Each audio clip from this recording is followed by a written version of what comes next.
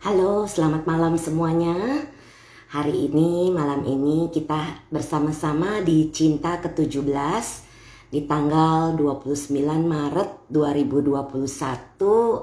Hari ini saya akan berbincang-bincang dengan Pak Wirya Kalyana. Pak Wirya ini sudah cukup berusia dan masih aktif.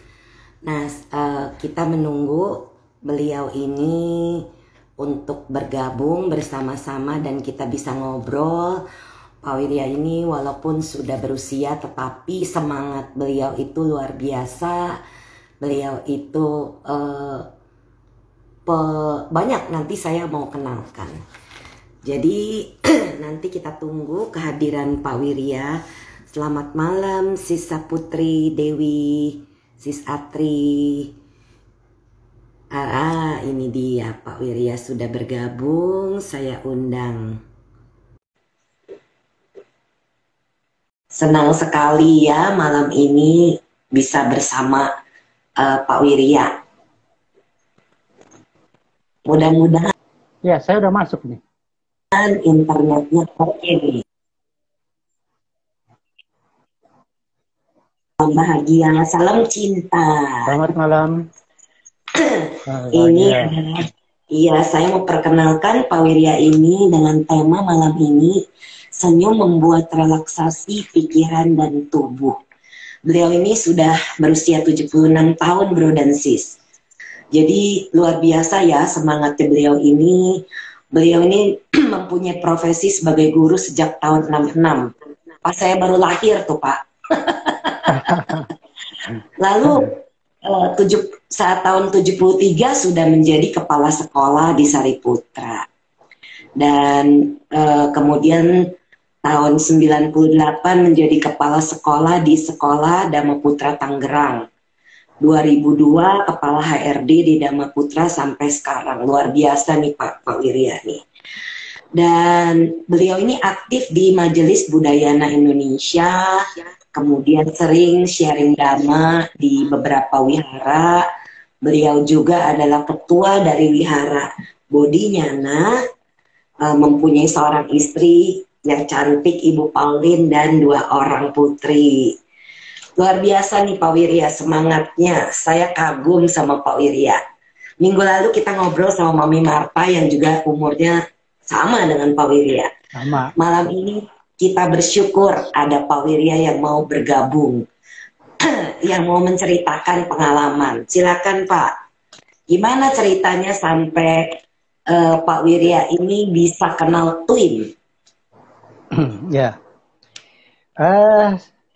tahun 2011 barangkali itu ya. Kan Mr. Scott kan ngajar di Sekolah Dharma Putra juga. Beliau sering menceritakan mengenai Twin. Saya bilang, apa sih Twin? Ikut aja katanya online-nya katanya. Saya ikut kan. Saya ikutlah dengan istri online yang 10 hari itu. Iya, betul. Tapi sepertinya nggak terlalu banyak hasilnya karena online ya mungkin ya. Nah, pada 2012 Bante Wim datang dan saya ikut retret yang 10 hari di Jana Manggala. Iya, betul. Manggala. Ya.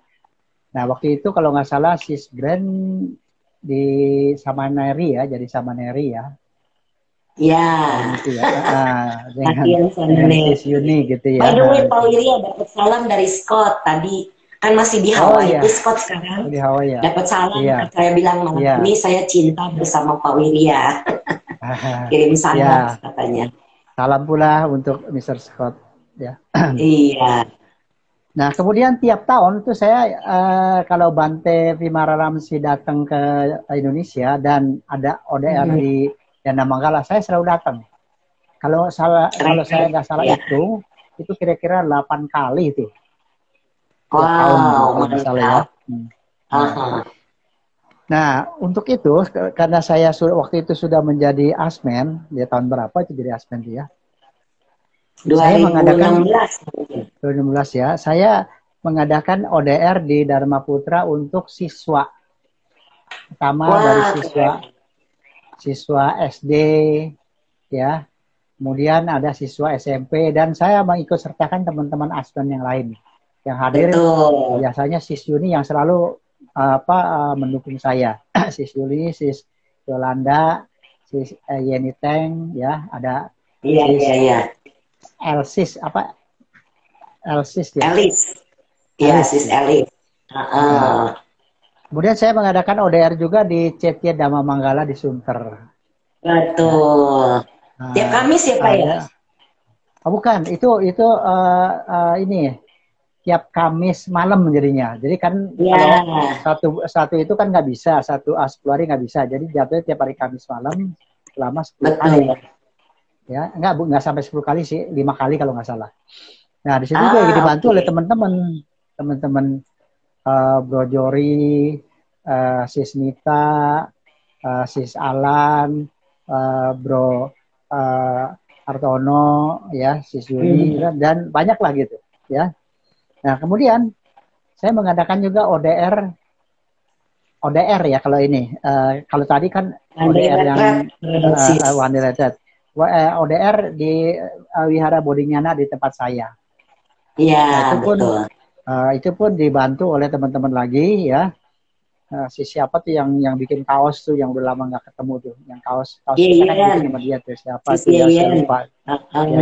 Ya. Terus pernah lagi itu, ODR di Bodhinyana ini kebanyakan sudah manula ya Pak Wirya ya. Sudah manula, mereka mau ya. belajar meditasi ya. Iya. Tapi merupakan cikal bakal anak-anak muda yang sekarang ini aktif di wihara-wihara, kebanyakannya dulu aktif di Bodhinyana sebagai pemuda-pemudinya, ya. Wah, mantul. Iya, gitu. Kemudian saya adakan ODR di Bekasi. Iya benar. Saya lupa namanya. Ya? Pandopo meditasi apa tuh? Padepokan. Iya, meditasi apa gitu ya. Kemudian di sana juga dibantu oleh teman-teman lagi. Sis Yuni, Sis Nita yang sering tuh. Siapa lagi ada beberapa lah gitu ya. Nah, kemudian mereka katanya nyaman dengan ODR ini, lalu mau mengadakan lagi. Tetapi kemudian ada kebijaksanaan di sana bahwa yang mengajarkan meditasi harus Bante katanya. Ya udah, jadi nggak jadi, ya. Oh. Ya. Itulah pandangan ya Pak ya. Kalau orang belum tahu kualitas kita mengajar meditasi, mereka bisa meragukan. Tapi kalau yang sudah pernah ya pasti tidak ragu. Tidak ragu ya. Ya, karena memang udah ada peraturan begitu, ya udah saya tidak mengajukan lagi ya sampai sekarang. Kemudian ada juga di Wihara Awalokiteswara di Kelapa Gading, tempatnya Sis Yolanda ya. Sis Yolanda kan dia aktif di sana kalau nggak salah. Ya, jadi di sana juga yang selalu menemani saya itu biasanya Sis Yuni sudah pasti. Sis Yuni, Sis Yolanda, satu lagi siapa itu ya. Nah, sehingga berjalan 1 hari. Dan di Wihara Awalokiteswara itu suhu bikuninya ikut loh. Saya juga jadi sedikit tanggung. Masa saya ngajarkan bikuni begitu kan? Enggak apa-apa. Kan karena beliau kata nggak apa-apa, katanya dia mau belajar ya nggak apa-apa jadinya. Betul. Ya itulah mengenai TWIM ini. Dan sampai sekarang ya saya masih membantu kalau ada ODR di DSI ya saya selalu bantu sudah beberapa kali.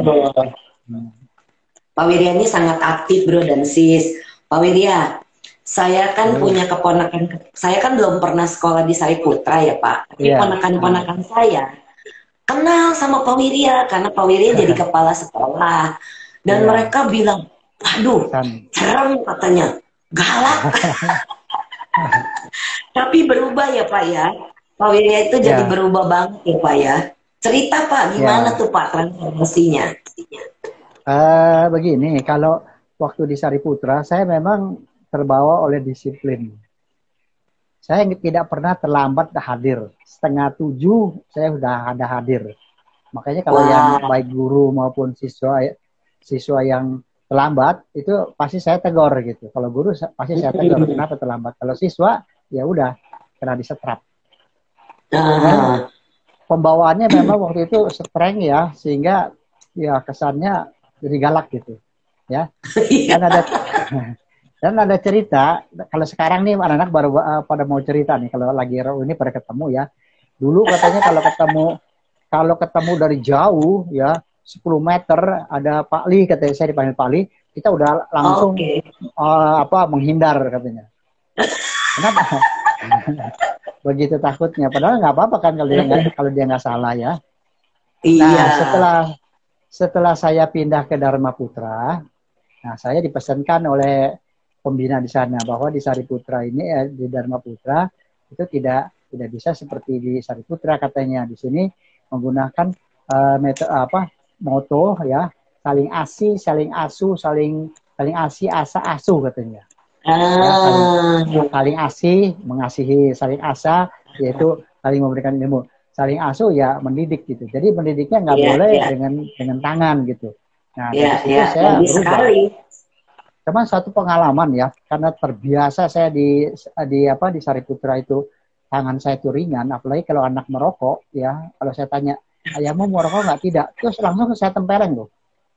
Ya. Dan waktu kalau dulu itu orang tuanya malah syukur ya, malah menyukuri ya, dan tidak komplain, terima kasih gitu. Karena juga ada orang tua yang datang, saya kira dia mau marah, ternyata dia mengucapkan terima kasih, karena kalau saya ngelarang nggak bisa katanya.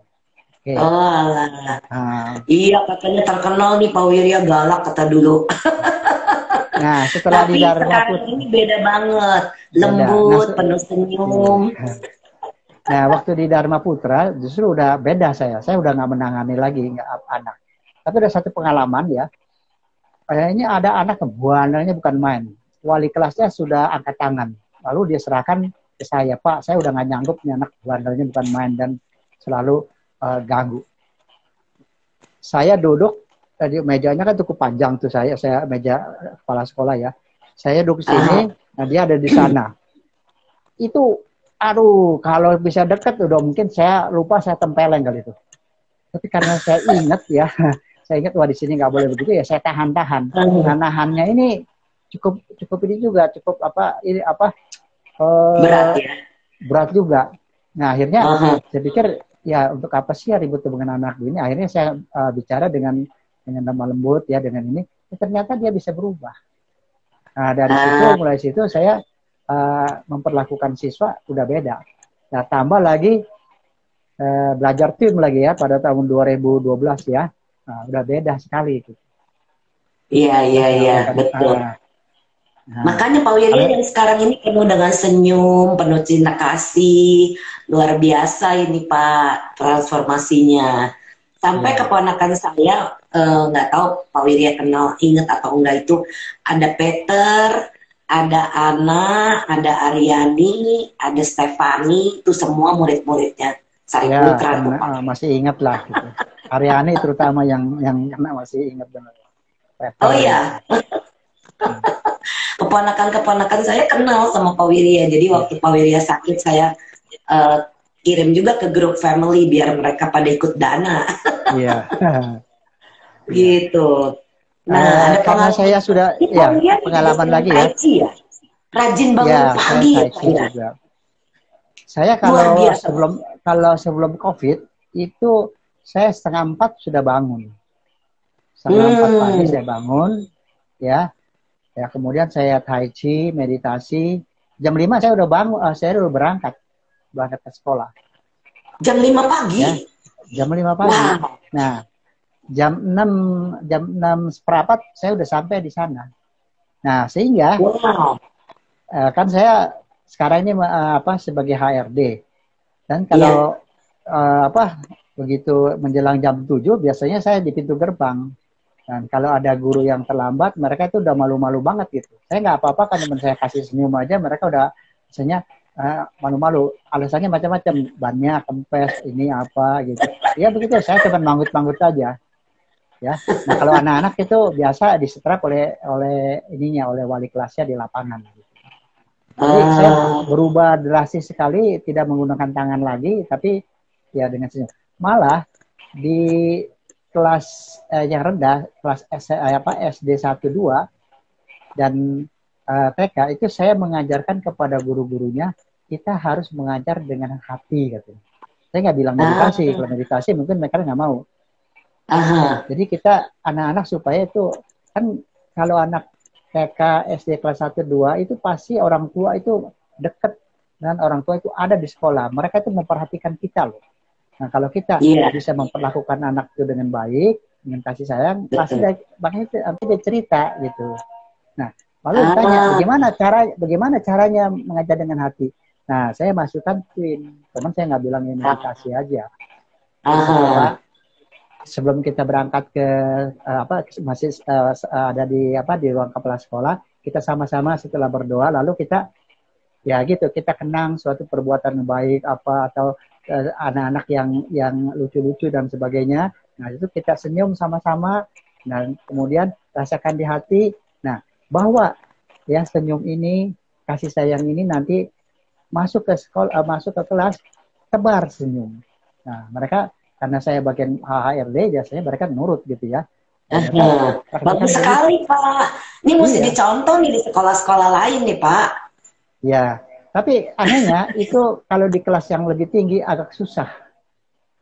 Guru-gurunya kayaknya gimana ya, kurang begitu. Ada sih yang dia laksanakan, tapi kalau ada yang kayaknya dia tahu ini si Pak Wirya ini adalah Buddhis, di bawah-bawah agama, dia mungkin kurang begitu senang begitu. Padahal semua orang punya cinta kasih ya Pak Wirya ya, punya happiness. Bukannya agama ya, di agama manapun ada yang namanya cinta kasih. Kita kembangkan. Betul. Ya. Nah, ini dari suatu metode ya yang saya pelajari. Nah, gitulah pengalaman. Wah, bagus sekali. Harusnya sekolah-sekolah ini mencontoh Pak Wirya. Senyum di bawah kelas gitu kan bagus.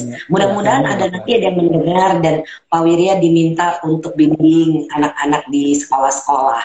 Jadi sebenarnya ada permintaan ya sekolah dari di Tangerang juga, tapi keburu COVID jadi udah nggak bisa ini lagi. Pakai Zoom Pak, bisa Pak? Agak sulit juga kalau anak-anak ya pakai Zoom ya, kalau ngajarkan kecuali ngajaran pelajaran ya. Kalau ngajar ini saya katakan nanti kalau sudah setelah COVID selesai nanti saya bantu lah sekolah.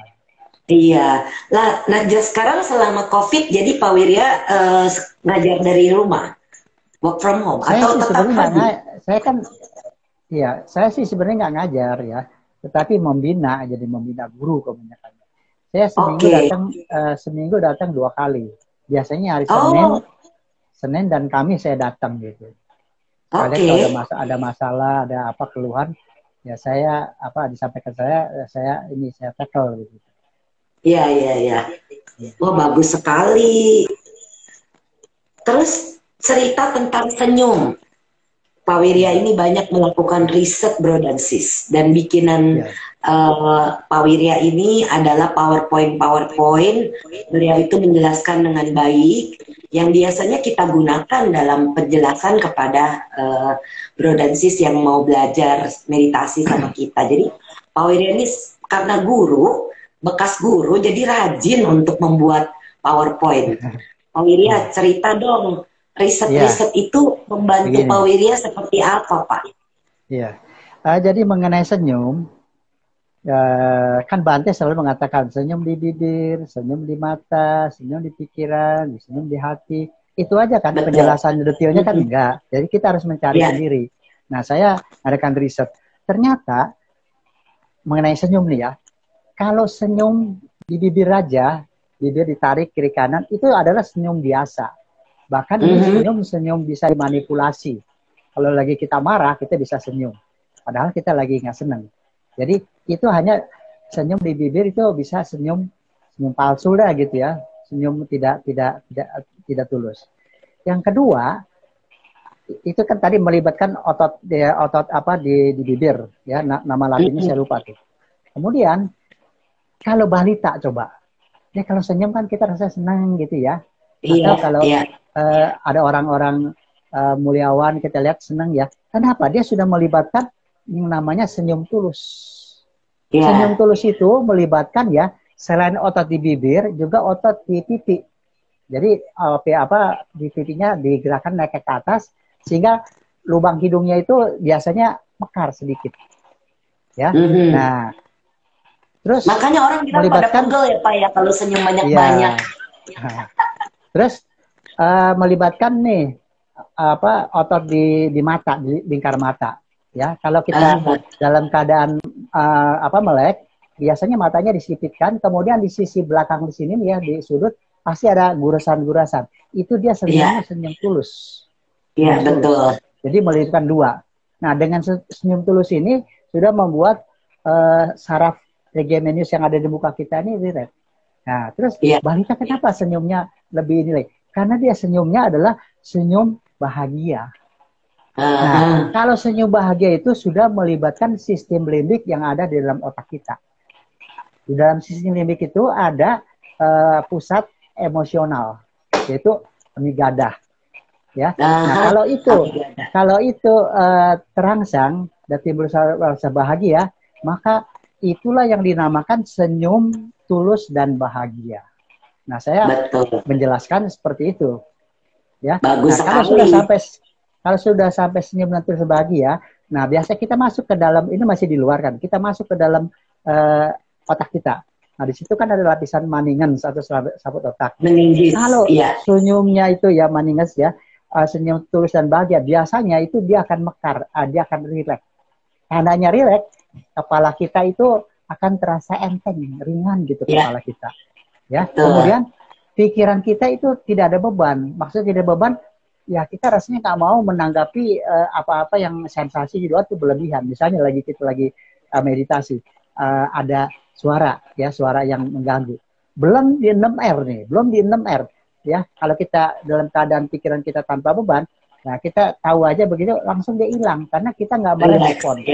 Nah, kalau dia mengganggu sekali baru di 6R. Jadi 6R-nya itu dipakai bila mana perlu aja kalau berat, kalau tidak seperti itu. Tidak menarik ganggu perhatian kita ke gangguan. Iya. Nah, itulah yang bisa membuat pikiran jadi rileks. Kalau pikiran rileks, ya maka tubuh juga akan rileks. Kenapa? Tubuh itu pusat sarafnya adalah di otak. Ya, kalau pikiran kita, otak kita rileks, maka seluruh tubuh juga badannya pun rileks. Nah, oleh karena itu kalau begitu sudah rileks begitu, maka nanti di otak kita yang namanya ada kelenjar pituitari, dia mengeluarkan beta endorfin yang membuat kita menjadi rileks dan sakit-sakitnya hilang. Itulah sebabnya kalau meditasi TIM itu, biarpun dia pemula, kalau dia mengikuti seperti ini, senyum dan seperti ini, pasti dia bisa duduknya lebih lama. Dia bisa duduk otomatis ya Pak ya. Iya, kenapa? Rasa sakitnya hilang. Iya, betul. Dia mengikuti urutannya itu. Nah, setelah itu dia merasakan bahagia, dipancing ya dengan suatu momen-momen bahagia sampai dia merasa bahagia sekali di otak. Nah, itulah namanya senyum di pikiran. Nah, setelah itu baru kita rasakan di rongga dada kita, sehingga di hati kita mungkin situ timbul rasa hangat, rasa getaran dan sebagainya. Nah, kemudian kita bersemayam di situ bersama dengan rasa bahagia dan tambah tentunya teman spiritual. Nah, saya kalau di guru-guru saya nggak ajarkan teman spiritual, teman merasakan bahagia dan kita melihat siswa itu senang sekali. Kita merasa tuh biarpun dia nakal, tetapi kita ada lihat sisi lucunya gitu, ya. Sehingga kita tidak kesal, gitu. Nah, makanya saya dulu saya mengajar siswa, sekarang ya umumnya saya sih bukan mengajar ke guru ya, tetapi saya memotivasi aja bagaimana supaya ngajar yang baik. Iya, luar biasa Pak. Jadi dengan sekarang ini Bapak melakukan ini, ada yang berubah nggak di Sekolah Dhamma Putra Pak? Yang jelas begini, memang di sana tuh kalau tiap kali pembinaan saya mengatakan prinsip kita saling asa, saling asih, saling asa, saling asuh. Iya. Jadi anak yang bagaimanapun bandelnya, kita tidak boleh memaki dengan kata-kata kamu bodoh, kamu apa, tidak boleh. Nah, Dan betul. kalau itu terjadi dan ada laporan ke saya, biasanya saya panggil. Tapi sementara ini kayaknya nggak ada. Betul Pak, karena Nah, itu sugesti negatif, dan tidak iya, boleh guru mengatakan itu, benar. iya. Jadi kalau yang berubah ya gitu. Jadi guru-guru itu tidak main tangan. Kata-katanya juga kalau dia sampai kesel sama sekali, biasanya dioper ke bagian BK, bimbingan konseling. Ah, Nah, itu. bagus. Wah, luar biasa. Pak Wirya, mau cerita Iya. nggak Pak? Kemarin itu kan Pak Wirya cerita dong bagaimana menggunakan meditasi dalam membantu penyembuhan COVID nih, Bro Nah, Suci iya. nanya nih. Begini, tanggal 19 Desember tahun 20 kan saya kena COVID masuk rumah sakit. Aha. Gejalanya itu lain dengan yang lain. Gejalanya itu kepala saya pusing sekali, nggak bisa buka mata. Maunya tidur, mau bangun itu nggak bisa bangun langsung kayak ngegelepak lagi, kayak nggak punya kesadaran. Iya. Pokoknya pusingnya bukan main, ya, bunyi apapun. Nah, waktu lagi di ke rumah sakit, ya, nah itu tetangga saya sebelah nih, itu dia kalau nyetel TV itu kenceng-kenceng, karena dia usianya udah 80, mungkin nggak dengar ya, mungkin ya. Betul. Saya mau larang nggak enak ya, tapi ya udah saya diam. Tapi sengsara buat saya. Udah lagi pusing begini, tambah lagi suara. Sakit, nah, iya. Di situ saya praktekkan metode-metode meditasi yang pernah saya pelajari. Ya, ternyata semuanya itu tidak berhasil. Ya mungkin karena kondisi saya dalam keadaan begitu kali ya, nggak berhasil. Iya. Bukan ketenangan yang didapat, malah tambah pusing. Nggak boleh mikir, terutama nggak boleh mikir. Dan kemudian biasa ya, saya juga dapetnya WA, coba katanya Pak Wirya berdoa apa gitu ya. Saya coba berdoa, bukannya tenang, malah jadi pusing. Kenapa? Saya berpikir, jadi otak saya ini nggak boleh mikir. Iya. Nah akhirnya, udah terakhir saya pakai film aja dah. Nah, kayak film saya pakai reaksi seperti itu. Saya diam. Sehingga dalam keadaan yang tadi saya sebutkan, pikiran itu tidak mau berpikir ya, jadi pikiran tidak ada beban. Saya dengar suara apapun ya nggak jadi masalah. Nah disitulah saya pikir, wah, ini memang film bisa diandalkan pada saat kalau lagi sakit begitu. Iya. Ya, karena kita tetap bisa pakai 6R-nya kan ya Pak ya. Iya. Dan juga pancarkan meta. Dengan kata lain, pada saat terjadi begitu, pikiran ini nggak boleh dikasih beban. Kita mengharap sembuh aja sebenarnya itu suatu beban buat pikiran. Betul. Makanya saya biarkan aja, saya nikmati keadaan yang yang tidak berpikir ini ya. Pikiran menjadi lebih jernih. Nah, ditambah lagi dengan obat-obat yang diberikan, vitamin kan. Nah, jadi dari situ saya ambil kesimpulan setelah saya sembuh. Tubuh kita memang perlu mineral, perlu vitamin untuk kesehatan. Betul, Pak. Tetapi itu tubuh ya, tetapi pikiran kita perlu cinta kasih. Yaitu apa? Mencurahkan rasa bahagia kepada diri kita. Iya. Nah, jadi kalau mengandalkan vitamin aja nggak bisa, mesti pikiran kita dibuat ya bahagialah. Bahagia, iya. Berapa minggu jadinya Pak dirawatnya? 15 hari. Dan yang saling berkesan sekali, ini suhu sakya, Sunengsyu. Itu selama 1 minggu lu liam-kengin saya pakai jom lu.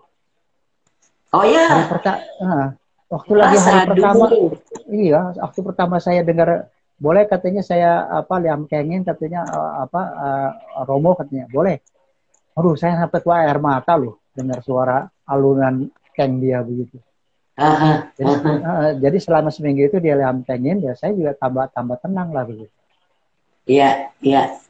Segala hal membantu tentunya Pak ya, karena Iya. energi dari teman-teman di grup juga Ya, pasti itu juga sudah itu juga pancar itu yang udah sih. membantu dari teman-teman dari grup dari mana dari Pandita juga pada mendoakan.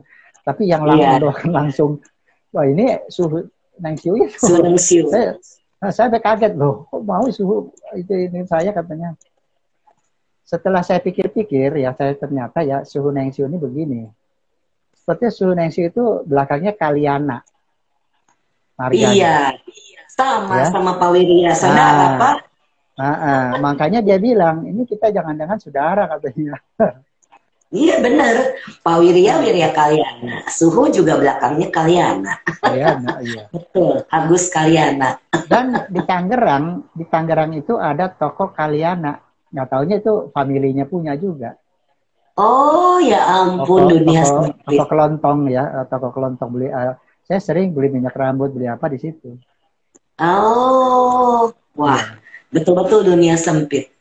Terus Sempit Pak ya. Wirya di MBI ini udah sejak tahun berapa Pak? Saya di MBI sebenarnya waktu jadi panitanya kan saya tahun 2016. Oh, Ya, belum lama ya Pak ya? belum lama. Mulai aktif di MBI-nya itu. Tapi sebelumnya karena saya ketua wihara, jadi memang sudah di bawah MBI itu. Oh, oh jadi Wihara Bodinyana itu masuk di MBI. MBI ya betul. Ah, oke. Nah, dan akhirnya karena di Bodinyana itu belum ada panditanya, saya dipaksa dah gitu ya supaya ikut program panditaan gitu ya. Saya pikir ya nggak salah lah, nggak apa-apa lah. Iya, Gitu. bagus lah. Jadi Bro Jeffrey dibawa sama Pak Wirya untuk belajar, Belajar apa? gitu ya? Belajar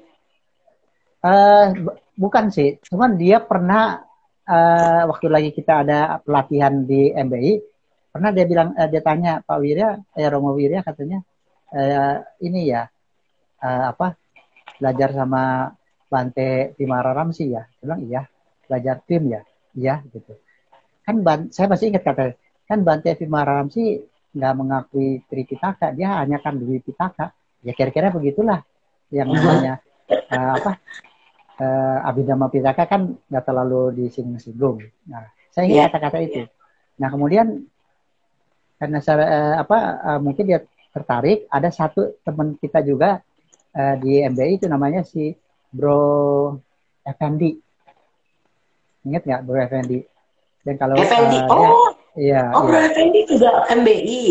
iya, dia udah lama dia. Oke. Nah, dia mungkin ngobrol sama beliau ya kemudian akhirnya disuruh ngikut thread yang online retret ke Sismita. Nah itulah Kita, akhirnya ya. dia tertarik dan ikut menjadi asmen. Ikut retret Bante di Bali tahun Bali ya. 2017 atau 2018 itu. Iya Kan termasuk juga si itu 2019. kan si Pak Wirajaya juga ikutnya kan di sana juga. Ya, betul. Yang ternyata memang teman lamanya Pak Wirya ya, luar biasa ya. Teman lama. Nah yang aneh kemarin yang ODR itu saya yang Jadi lagi ngebagi retret bro dan sis setiap hari Minggu akhir bulan. Yang membagi itunya kan si Bro Hendri kan ya. Jadi kasih 3. Kemudian ditanyakan bisa nggak satu lagi ya jadi 4. Salah satu diantaranya si James Huta Barat itu kawan saya ya 10-20 tahun yang lalu itu. Kalau kita belajar apa aja ya, kalau belajar ilmu apa aja kita selalu ini ya dengan dia gitu. Nah setelah itu udah lama nggak pernah ketemu. Ya, ketemu lagi saya pikir kok James Huta Barat dan saya lihat fotonya bener dia. Nah, akhirnya ketemunya ya, di apa? Ya, Pak, ya. Iya. Dan beliau juga kaget itu, ya. Iya, sebetulnya gini, 2 minggu sebelumnya itu saya kayaknya terkenang dengan nama itu, nama James Huta Barat gitu. Ya, sekarang gimana dia ya? Udah sampai di sana aja. Oh, karena karena nomor HP-nya saya kan udah ganti, jadi udah hilang. Jadi saya mau hubungin udah nggak bisa. Nggak taunya pada tanggal 28 ketemu sama dia. Luar biasa ya. Memang kalau jodoh, kalau memang menyambung itu tidak kemana-mana. Terus Pak Wirya, Iya. ceritain dong Pak, nih saya sangat terharu nih cerita Pak Wirya waktu menghadapi orang yang sulit di tempat Pak Wirya dulu dan beliau bisa berubah. Yang Pak Wirya pernah cerita. Ya, siswa itu kan ya, siswa bukan? Ada siswa. Jadi, iya. ya, jadi gini, waktu saya masih kepala sekolah di SMP Sariputra, itu tahun berapa saya lupa ya, itu ada anak, kakak beradik sebetulnya yang sekolah di sana, tapi adiknya ini, wah nakalnya bukan main, nakal sekali deh. Ya, nggak mau buat PR, apa guru juga rasanya udah angkat tangan. Nah, ada satu hari, orang tuanya ini datang mamanya, mau ketemu Pak Li, katanya. Oke, saya, kenapa? Dia nangis-nangis menceritakan, ini anaknya namanya saya lupa ya, itu kurang ajar sekali. Masa katanya kalau nggak dikasih uang, kalau permintaannya nggak dituruti, dia lalu manggil saya, tahu nggak apa katanya? Anjing katanya. Wah, Ya ampun. saya langsung saya ini, wah ini kurang ajar banget. Nah, jadi maunya ibu gimana? Coba tolong dinasihati lah katanya, jangan sampai begitu sama orang tua. Masa orang tua dibilang anjing gitu ya? Ini ya, saya akan didik dia, tapi direlakan ya. Iya, mau diapainnya juga terserah dah. Oke, saya suruh mamanya ini ngumpet di ini, di kamar gitu. Tapi dia bisa dengar pembicaraan saya gitu. Nah, saya suruh anaknya panggil. Nah, begitu panggil, baru aja saya di bangku. Saya kan dulu galak gitu ya. Begitu baru sampai di pintu, saya bilang, jongkok, merangkak kemari. Dia matanya mendelik gitu. Kok saya disuruh merangkak katanya? Iya, kamu kan anak anjing, saya bilang. Dia marah katanya. Kan saya bilang anak anjing, dia kan marah. Bapak kok bilang begitu? Iya, karena kan kamu bilang mama kamu anjing kan? Wah, mulai pucat ya mukanya. Tadi nggak ngaku, udah saya jiwirin, saya apaan, akhirnya dia ngaku juga. Kenapa begitu? Ya kesel sih katanya, tapi sekesal-kesalnya nggak boleh begitu. Nah sekarang gimana? Mau minta maaf nggak? Ya, karena dia takut sama saya, jadi dia mau aja mau ya. Nanti kalau mamanya ada ya, kamu mesti sujud ya. Ya, nah udah saya panggil mamanya. Wah dia kaget. Mamanya tahunya ada di sana. Saya suruh duduk. Nah duduk ya. Ibu duduk sini ya. Nah ini anaknya nih yang tadi ini apa anak ibu nih ya. Dia mau minta maaf. Tahu nggak itu anak dia nama Stara loh. Wah, sadu luar biasa. Kaki ibunya itu dia peluk, dia nangis. Mamanya sampai juga ikut nangis, dia lus-lus kepala. Waduh, saya sampai ke air mata juga. Terharu ya Pak ya. Iya, betul. Saya pikir bisa ya begini ya, apa orang tuanya masih memaafkan dan anaknya juga saya paksa dia mau. Nah udah, ceritanya anaknya udah minta maaf dan saya ancam juga. Kalau sampai dia ngomong begitu lagi, Bu, kasih tahu saya akan hukum lebih berat lagi. Udah, ternyata sampai di situ udah nggak pernah terjadi lagi, orang tuanya juga nggak pernah datang. Berarti ini, saya pikir kalau dengan kata-kata aja mungkin nggak berhasil loh. Karena betul. Dia takut dengan saya, ya, dan saya berikan dia tekanan, nah dia mau. Nah situ saya ingat betul dengan apa kejadian seperti itu. Iya, Pak Wirya pernah cerita dan itu membuat saya terharu juga. Banyak sekali ya pengalaman Pak Wirya, apalagi Pak yang seru-seru Pak. Nah, satu lagi ya, itu mengenai keluarga nih. Waktu masih ada ibu saya, waktu itu anak saya masih kecil-kecil, jadi masih umur 10 tahunan lah begitu. Ibu saya ini penyakitnya di dengkul. Mungkin kalau sekarang ini pengapuran kali. Tapi kalau dibawa ke dokter dia nggak mau. Dia maunya makan obat. Terus saya tanyakan diurut mau nggak? Diurut mau. Nah saya ada kenalan di Kelapa Gading juga. Itu suami istri jadi tukang urut. Jadi kalau yang wanita istrinya ngurut, kalau laki-laki itu suaminya gitu. Saya kenal jadinya. Nah saya bawa. Waktu itu saya masih pakai mobil apa ya yang kepalanya pesek itu. VW. Apa? Bukan. Mobil minibus kecil lah gitu. Oh, oke. Okay. Ibu saya dudukkan di samping saya kan, ya. Nah, terus saya datang ke rumahnya. Biasanya rumahnya memang pagarnya dibuka terus. Nah, saya masuk. Nah, kebetulan si Pak Jaya tuh ya, Pak Jaya itu ada di beranda lagi duduk. Dia memperhatikan saya masuk ya. Nah, terus saya buka pintu, saya balik, kemudian saya bukakan pintu ibu saya. Ya. Kan susah tuh. Saya pegang ya, saya angkat lah gitu ya. Kemudian saya tuntun dengan tangan saya. Nah, dari mobil sampai masuk ke dalam. Itu sepanjang saya jalan tuh dilihatin terus sama Pak Jaya. Dilihatin, iya masuk aja dalam sana, ada istri saya.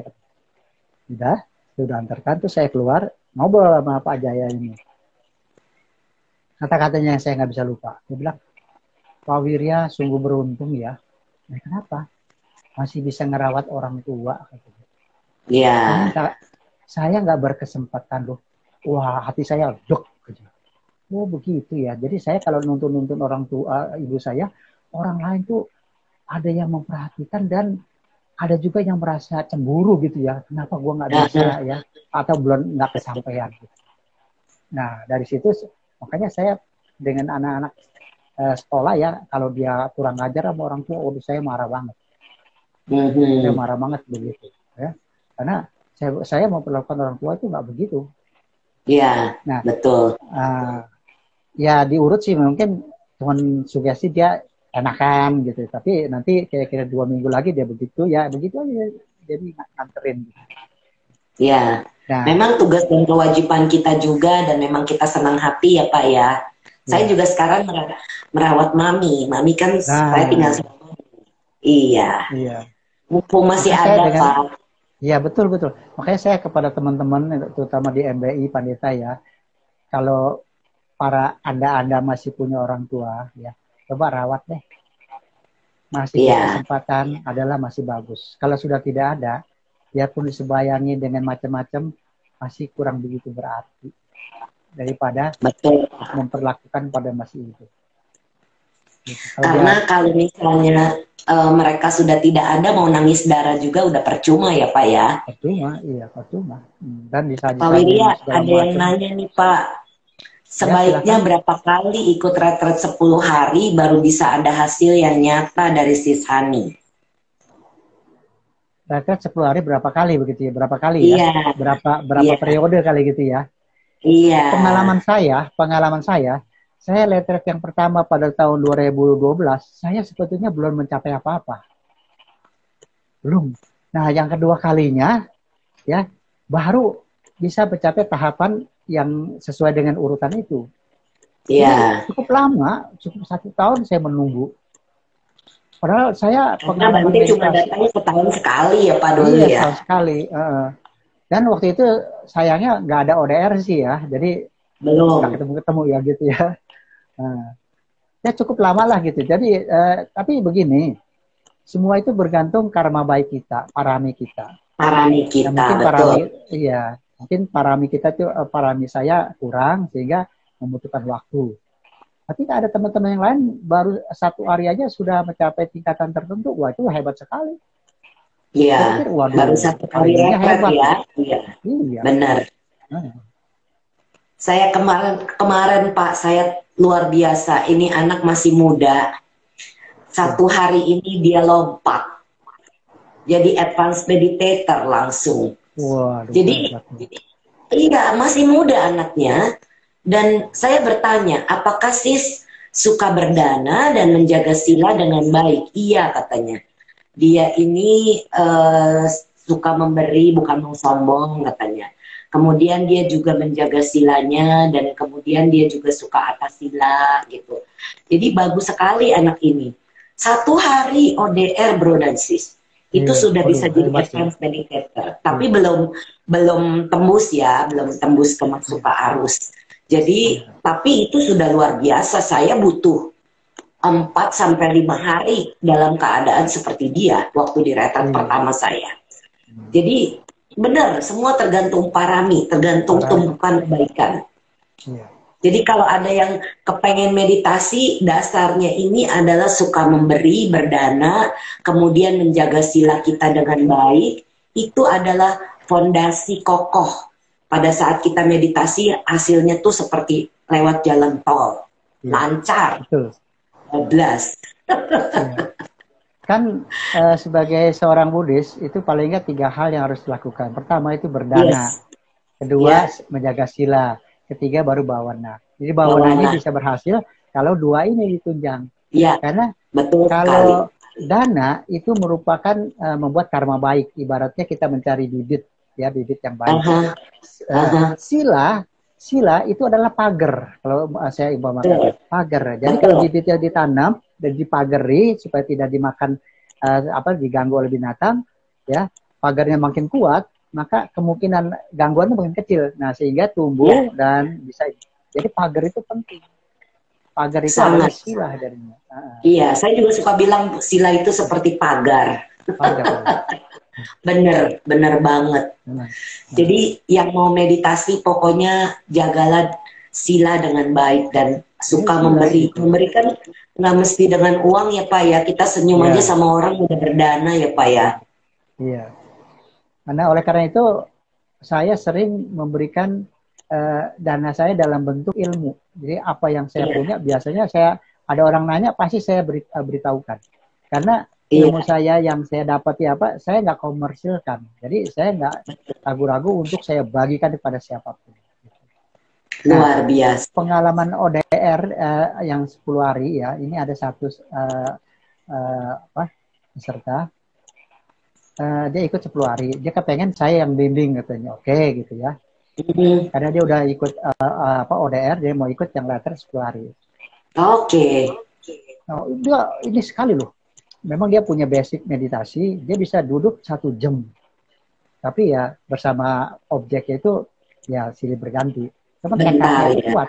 Ya. Terus sampai hari ke-7 masih belum apa-apa. Saya juga masih ada ini juga putus asa. Waduh, ini orang gimana ya? Dia udah sekuat ini, tetapi dia ini. Dan saya tanyakan, bro sering berdana nggak? Dia Muslim, ya berdana nggak? Sedekah atau apa gitu? Ya sering juga sih. Coba perkuat lagi dah ininya, perbanyak lagi dah gitu ya. Nah, hari ke-8 baru dia bisa mencapai lewat ini meta. Di meta di apa? Iya. Nah, saya senang banget. Tidak karuna. Ya. Iya. Nah, karena karma baiknya itu juga yang membuat dia ini Iya. Betul. Iya, makanya semua itu butuh parami, betul-betul tumpukan kebaikan. Iya. Terus ada bro dan sis yang mau bertanya, boleh nih. Iya boleh ya, silakan. Oh, tanyanya berapa lama sekali di refresh? Biasanya kita ya setahun sekali ya Pak ya. Kalau retret ya Pak ya. Nggak ada COVID. Iya, kalau nggak ada COVID, karena sudah sejak 2019 Bantewi belum ke Indonesia. Saya sih rencananya tahun ini mau ada retret sama Bantewi, hanya untuk advance meditator. Tapi yang saya baca itu Bali masih tutup sampai April 2022. Jadi kita masih melihat sikon. Mudah-mudahan aja karena iya kalau di tempat lain Bante itu kesulitan jalan. Jadi seperti di JM kan Bante itu kesulitan jalan, mesti lewat tangga kalau mau ke Damang. Sedangkan kalau di Bali kan kita bisa dengar damatoknya di Putih gitu Pak. Jadi beliau itu nggak turun naik gitu. Jadi itu alasan saya kenapa bikin retret itu di Bali. Tapi ya kalau Bali nggak bisa terima peserta, nggak bisa terima orang asing yang nggak bisa datang lagi. Jadi ada pengalaman apa lagi nih Pak? Seru banget nih. Pak Wirya ini banyak sekali. Pengalaman dalam di sekolah memang ada juga. Contohnya gini, kalau kepala sekolah sudah tidak sanggup lagi membina guru, ya biasanya dia langsung lempar ke saya. Ya, tapi saya minta catatannya, pembinaannya udah berapa kali, paling enggak 3 kali dan tertulis. Gitu. Nah, setelah saya lihat, saya baca, ya udah. Dan saya nggak langsung panggil guru tersebut. Nah, malamnya biasanya saya kirim meta kepada dia. Saya kirim meta, Luar ya, biasa. ya. Kan kita udah diajarin begini ya, kita praktekkan. Nah, besok paginya, ya, waktu dia ada jam kosong, nah saya panggil. Nah, biasanya kalau dipanggil begitu dan dia merasa dia udah ketakutan duluan, mukanya udah keras gitu. Udah duduk. Nah, saya langsung ya silakan duduk Pak, ya. Saya kasih dia air. Nah, itu pengaruh juga. Dia tadi mukanya keras, akhirnya agak melunak. Terus saya tanya gimana, sehat aja, keluarga, istri, anak-anak gimana? Oh sehat. Gitu. Gimana anak saya cerita mengenai panjang lebar itu. Saya nggak langsung ke poinnya, ya. Malah dia dari dia nunggu-nunggu mau di sidang gitu ya. Tapi justru saya ajak ngobrol. Sampai akhirnya kelihatan mukanya sudah terang gitu ya. Nah, baru saya bilang, Udah lunak. ngomong-ngomong Bapak ini gimana di Dharma Putra ini enjoy nggak? Apa yang bisa didapat di Dharma Putra? Iya, saya udah bisa kredit rumah. Oh, bagus dong kalau begitu ya. Terus enjoy nggak? Ya enjoy. Tapi kayaknya mesti ada yang diperbaiki nih ya.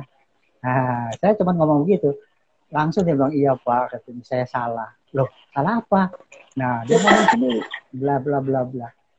Nah, saya dengerinnya, saya udah tahu gitu ya. Nah, udah, tinggal saya versi, oke dah. Ya, salah yang lalu sudah ya, tetapi jangan dilakukan lagi ya. Oh ya, oke. Ada lagi yang boleh ditanyakan? Nggak ada ya. Langsung saya keluarkan kertas, isinya surat pernyataan. Saya udah siapkan. Terus saya bilang, kalau Bapak setuju, ya silakan baca. Kalau Bapak setuju, silakan tanda tangan. Nah, saya kasih pennya juga. Ya saya tungguin aja.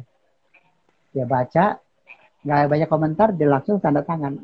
Nggak dipaksa-paksa lagi. Karena malu hati setelah saya perlakukannya seperti itu. Dan dengan biasanya baik, begitu, biasanya dia nggak akan mengulangi yang kedua kalinya. Biasanya yang masalah itu masalah terlambat melulu, ya. Kalau anda kata dia, ya terlambat beberapa kali gitu ya, gurunya, kepala sekolahnya udah angkat tangan, dia lempar ke saya. Nah itu seperti itu. Jadi kalau kita memperlakukan orang itu manusiawi, dia juga rasanya juga memperlakukan kita mengurangi kita dianggap juga punya punya yang lebih baik lah begitu, sehingga dia nurut apa yang kita ngomong. Dan tidak pernah ada yang surat pernyataan itu dia nggak mau, saya nggak mau, nggak ada. Karena saya bilang silakan baca, kalau setuju penuh meta ya Pak. Kalau setuju silakan tanda tangan sambil senyum. Masa dia nggak tanda tangan sih? Itulah pengalamannya. Kalau yang begini banyak, ada beberapa yang seperti itu. Bro Dansis, ada yang menanya nggak nih sama Pak Wirya, mumpung ada nih Pak Wirya ini kan, saya beruntung loh Pak Wirya itu mau buka akun Instagram. Tadinya tuh Pak Wirya belum punya. Saya bilang, Pak Wirya itu banyak yang bisa di-sharing, bagus sekali nih orang-orang mendapatkan pengalaman. Ini kan pengalaman hidup ya Pak ya. Iya. Gitu. Ya, boleh aja. Ada pesan nggak Pak Wirya? Ya pesan saya, pengalaman saya yang waktu sakit begini. Kita memang harus menjaga diri kita, ya, berolahraga, makan yang teratur, dan vitamin jangan lupa. Sekarang ini kita perlu imun yang tinggi. Bagus, betul. Ya, tetapi imun pikiran kita juga harus dijaga. Pikiran kita itu harus diisi dengan apa? Dengan cinta kasih, dengan senyum, selalu senyum. Jadi kalau hanya makan vitamin aja, pikiran tidak diolah, ya tentu kurang. Jadi tegasnya pikiran perlu meditasi. Gitu.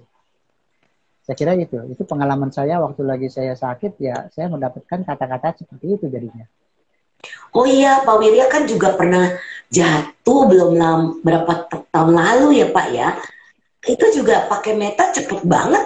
Hebat loh Pak Wirya, itu dalam berapa bulan udah bisa nyetir lagi, padahal kakinya di gips. Cerita tuh Pak, itu benar-benar luar biasa. Ya. Ini begini, ini Ya mungkin yang namanya kalau karma buruk berbuah itu nggak bisa Iya, ditolak. iya betul.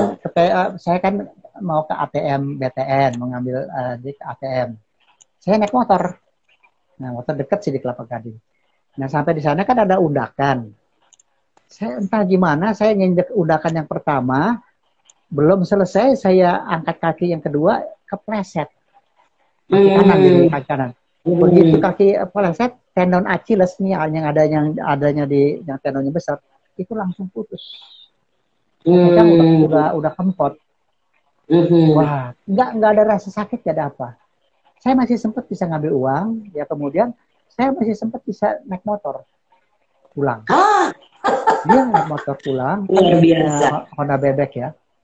Sampai di rumah, nah anak saya bilang, coba kita ke dokter aja yuk katanya, ke Mitra Kelapa Gading. Saya ke sana, di ronsen, betul putus. Lalu apa solusinya? Mesti dioperasi katanya. Dioperasi, ya, diikat lagi begitu. Aduh, berapa lama? Operasinya sih cepat, 1 jam selesai, tapi pemulihannya lama ya, karena ini mesti kakinya nggak boleh dipakai, jadi bisa 2 bulan, 3 bulan baru bisa. Oke, nah udah saya tanya kira-kira biayanya berapa gitu. Tanya aja di bagian administrasi. Nah saya tanya itu operasinya aja tuh 30 juta operasinya, belum lain-lainnya ya, kamar dan sebagainya lain. Udah. Ya mungkin bisa sampai 50-60 juta lah gitu ya. Nah udah, saya pulang. Nah anak saya bilang, kita coba deh ke BPJS dah katanya. Nah kebetulan besoknya Minggu tuh. Pagi-pagi saya ke sana. Ya, jadi naik taksi lah kita. Di sana, bawa juga motor ronsennya. Sampai di sana, ya langsung ditangani karena ini ya putus ya pakai kursi roda, langsung dibawa ke kamar UGD dah itu biasanya tuh ya. Di sana dokternya datang, kemudian diperiksa, iya besok nanti dioperasi katanya. Jadi besok itu dioperasi ya, jadi dibelek kemudian diikat, katanya sih ya menurutnya itu tendonsnya itu diikat ya pakai tali khusus, dari tali khusus kambing atau apa. Kemudian tulang yang ada di situ dililitkan. Nah, posisinya harus dalam keadaan begini, nggak boleh begini. Kalau gini putus lagi. Nah, itu digips. Targetnya dokter itu 2 bulan, mungkin bisa 3 bulan katanya. Nah, udah. Digips gitu ya Pak ya? Digips mati. Jadi saya nggak bisa jalan. Iya. Nggak bisa jalan. Nah, pakai tungkat juga nggak bisa. Ya, pakai yang tungkat itu baru bisa. Itu pun rasanya nggak bisa ini sama sekali deh. Nah, kemudian kan Sis Brenda ngasih kursi roda tuh, ya. Kursi roda ya. Nah, itu sudah kemana-mana udah bisa pakai kursi roda tuh. Berjasa juga tuh kursi roda tuh. Nah, terus bekas papa saya itu juga Pak. Pada 1,5 bulan saya ini lagi ya kontrol. Oh ya ini udah bagus nih. Enggak, sebelumnya tuh teman-teman yang dari terapi pada ini dah. Ada juga teman yang dari CDM yang meditasi, dia bisa terapi. Dia datang tiap hari ya. Saya diterapi dengan ya bukan reiki sih, sejenis begitulah gitu. Kemudian dari wihara juga dia berdoa dan sebagainya lah gitu ya. Nah, 1,5 bulan dokter bilang ini boleh dibuka katanya. Boleh dilepas, dibuka sama dia. Cepat sekali ya Pak ya. Iya. Sampai saya pikir, mengingat usia Pak Wirya yang sudah di atas udah 75, jadi pemulihan itu luar biasa cepat karena saya berpikir juga bisa lama dan sangat kaget begitu ngelihat Pak Wirya udah bisa nyetir. Waktu Pak Wirya pulangin kursi roda itu luar biasa, Pak Wirya udah bisa nyetir sendiri. Oh itu udah ke Dharma Putra bolak-balik itu. Iya makanya luar biasa itu. Berapa lama setelah itu Bapak nyetir sendiri lagi? Setelah dibuka ya, nggak lama sih, kira-kira ya ada seminggu lah. Saya coba-coba maju mundur di pelataran bisa, saya coba keluar bisa. Asal jangan mendadak aja gitu. Luar biasa, Pak.